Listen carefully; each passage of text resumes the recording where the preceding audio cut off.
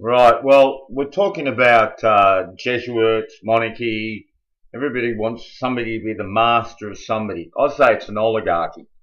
It can't just be a one-man show in a way, because if somebody just slips on a banana skin and's dead, you've got to have that experience to run these things in hands of another. And they've all got to be loyal to the one idea. And they've been doing it for a long, long time. And I just don't like the way they just say Jesuits, because then who are they? Nobody ever identifies them.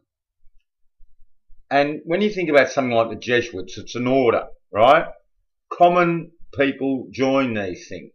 But do you think a commoner is ever let get very far? Unless he really sucked the right toes and he just maybe had some noble background somewhere and they decided, hey, you can come into the top line. I'm sure they elevate the odd person. We'd have to do a lot of study to check all that out, and hopefully people will actually. But I think this is very telling, and this is the first time I've ever seen a video that will show who they are. And that's what I was just stressing at. It has to be families. I mean, the rich people aren't going to let poor people form an order and get on top of them, or just for some guy called the Pope. And we see that the Pope is a Borgia. That's all I was saying. Borgias, Orsini's, and Colonna. These people are important. And you'll see some other interesting names straight away here when you look. You've got these Norman French sort of names right here in front of you. These are Jesuit nobles, so who cares? Nobles, Jesuits, I mean, at the end of the day, they're all shit. But of course, there's commoners in just an order, right? Look at Father Zemus, that type. Just the ones that are licking the toes of the grey people, as some people call them. And we're not meaning alien greys. So I think it's a pretty good little list here. It's got some interesting things to me. I just did a video on Pompeii, the Disneyland of the day. And the full Disneyland thing at Pompeii there, with those casted people, no doubt perpetuating a hoax that's probably not as old as we think, because we can take 300 years from 6 to 9, we're thinking, and I'm thinking the 1300s with that plague. Got to check that up more.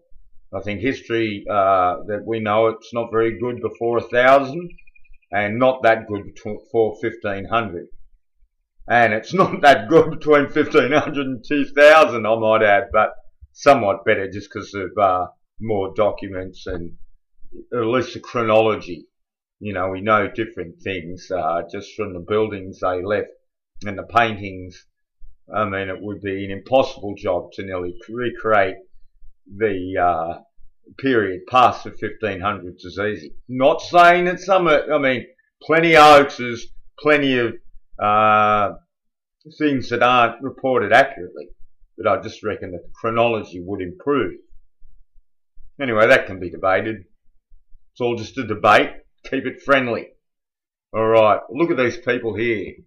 Look, Earl of Roscommon. Have you noticed that really there's only Italian and English names here, and possibly Spanish? Spanish, Italian and English, every time. They've got little roots into Poland, definitely, and of course Germany. I mean, it's bigger than that. Look, Loyola's here. See, there's a Polish one. See, they're spread everywhere. This is an interesting one to me. The O'Connors. The O'Connors, here's our Orsini's.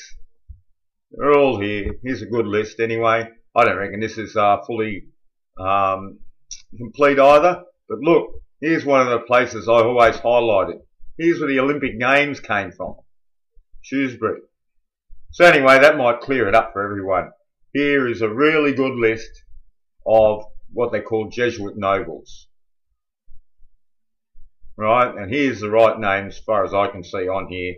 I see that Orsini, I see that O'Connor. Remember, it was an Irish guy who made the prediction of the popes.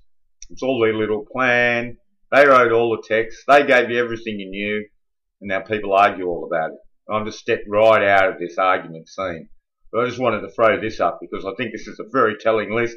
And as I said, I haven't seen anyone say anything other than the Jesuits, that Phelps guy and whatever. They never put names to it. Well, here's the names. Jesuit nobles. So I wonder what people are going to say about this. Anyway, be interesting. Look, the Doziers family, the Copley Thomases. See who turns up here? But look, is it really, other than the odd bit, it's, I'd say Italian and English dominated. And some of those Italian are possibly really Spanish. They moved over a lot. That's been talked about, and I'd agree with that. The Borgias, certainly, the most powerful family of all over history, seem to be them. And the current Queen of England has plenty of Borgia blood. And don't discount this Irish factor, because we saw them all run off to Ireland. And we know Ireland and Italy are the top places of Catholic, and actually also been the top places of futurism and rebels and technology, like Ferrari cars, and think Belfast and building the Titanic. So there's a lot of building going on with both Italians and Scots and Irish, famous for building. You go down to Sydney today and run around, and you'll find there's plenty of Irish backpackers building. It's just something they do. Look, John Ogilvy. See? The Ogilvies. Now I just want to show you something else in this video. Hang on. Oh, before I do, here's a little bit about the Cloner family. And the Orsini's, it said, disgraced himself. So he took the title a bit away. But some people call Pepe Orsini the Grey Pope. They reckon he runs them all. And certainly Sarah Ferguson's very friendly with the Orsinis. She went to Orsini Castle for a wedding, and I'd shown that before. So certainly Scots and Italians again. And of course, a lot of these Italians are Khazars. They're called, isn't it, Leo, the Khazar Pope. So that's another video for another day. Let me show you this about King Tut. Oh, just one other thing. Look at the Cloner family. What an odd head that is, eh? What an odd head that is. And these people are still around today, these Coloners. So that's an interesting idea. Okay, on to King Tut. Yeah, here's the boy king. Now, the reason that, I thought that this to do with little boy George is the lapis lazuli. And we're thinking this before they ever gave him the ball. And when he gave him the lapis lazuli ball, and here's the headdress. Now, I'm going to make another video about this, because I reckon all this stuff was manufactured.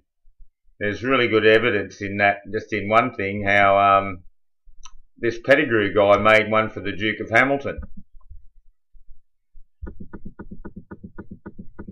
Look at that. Lapis lazuli death mask. And no doubt a female, actually, this one. Doesn't have that little female thing. They said last year King Tut had woman's hips. Now, I mean, who is this? Did this really exist is another matter. But just the fact that they are calling it female. You see, we know of double personages in history, and even triple personages, and history stacked together. And I think this was all made in England and then sent around the world. So whoever's controlling the thing, again, England and Italy are definitely in the front line of all this. Everything goes on in London and Rome. And their little pup, which is New York, Washington. Yeah, it's the old Duke of Hamilton. And I've showed him before. Look at him here carrying the crown. Let's just look at that, actually. The Douglas. The old Angus Douglas Hamilton. The 15th Duke. Carrying the crown. But his forebear was buried in the sarcophagus. I've showed this before, but let's look at it one more time. Yeah, very interesting, eh? There's the sarcophagus there. Now, I always thought at the time, gee, when they took those things around the world, it gave them a lot of power, because they just claimed to be these people, of today. And because of all the curse of the mummies and all that BS, and there's stuff on that, how they reckon Crowley went around murdering people, and what we know today, probably hoaxing people. It gets deeper and deeper. But that certainly gave the idea, well, gee, if there's a curse of the mummy, these current kings, they could curse you. This idea, in my opinion, straight away. Look at the transvestigation needed for a start. Same as all these Scottish and English royals. And what an interesting thing. 120 foot tall, the tomb. And it's supposed to have slipped down. And it's got a a special wall, a whispering wall. Look at it there. Now that's some money. So whoever's running the show, I suggest this guy is sweet with it, because you know who gets this built. This is one of the biggest tombs ever built for anybody. And we saw the list of the nobles. We need to go back to that one. Where is that list? Oh, this is an interesting name too, Torlinia. And I'll be looking at these people, and I bet you you'll find that people with this name, I've done it before, they're hanging around with current people. Don't worry, they're there. They're in the shadows around. So who's running who? I don't know. I reckon they're all friendly. It's just all just it's their plot. And they're all connected, and nobody argues. The guy said, oh, the Queen really showed that Pope was the master. So, yeah, sure. Look, when somebody has somebody as a guest, they do that. Same goes when the Pope had the Queen over. That's this sort of thing. Just say that one's on top of the other, mate. They're all real friendly. Hello, how are you? We're all on the same page. That's it. Maybe in history before, they were on different pages. Sure. You know, it's taken a while. Maybe 1945 was the big event where they all came together. This is a thing we could research. And it doesn't really matter anyway, to the nth degree. But here's the names. So at least one thing I've done is I've actually put some names to this stuff. Because everybody else just says Jesuits. And I've never seen anyone name enough people. I mean, exception is that Unhived Mind and that Lamont listened to the other night. They were naming a few names. But certainly not a complete list like this. They give a few names. And some of them, I noticed when Unhived Mind, I couldn't find them. They had disappeared into history. No doubt morphing into some of the ones that are here. But look at that, eh? Lord Cahir. Let's just look at this Cahir business. Where is Cahir? The 10th Lord Cahir. Oh, shit. Hang on a second. Oh, he comes up a lot. Piers Butler. And we got that Piers Morgan today, eh?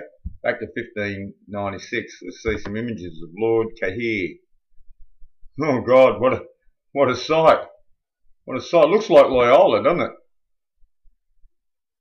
Wow. Interesting, man. Look at this, 1798.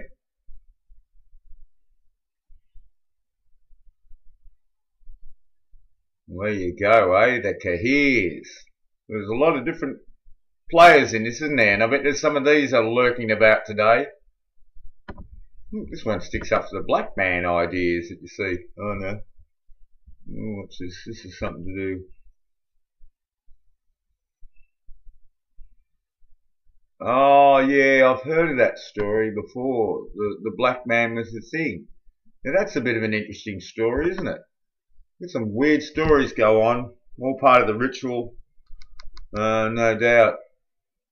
That's what we know with Sarah Ferguson. I call her the Liberian girl, because they've said that she's got Liberian blood. And you go and look into that, and you can't find too much of it. Yeah. Lord Edward Fitzgerald Kennedy, there you go. Never far away, eh? So, you saw from that list, do I need to show it again? There's, where is it gone now? Look, there's plenty of names, so if people want to do some work, go and look at these things. Dullies. Now, that, I think, is the Foster Dullies and that, isn't it, from American fame. So they're all linked in here somewhere. All linked in. There's a Francis Borgia. What more do you need to see? Cheers.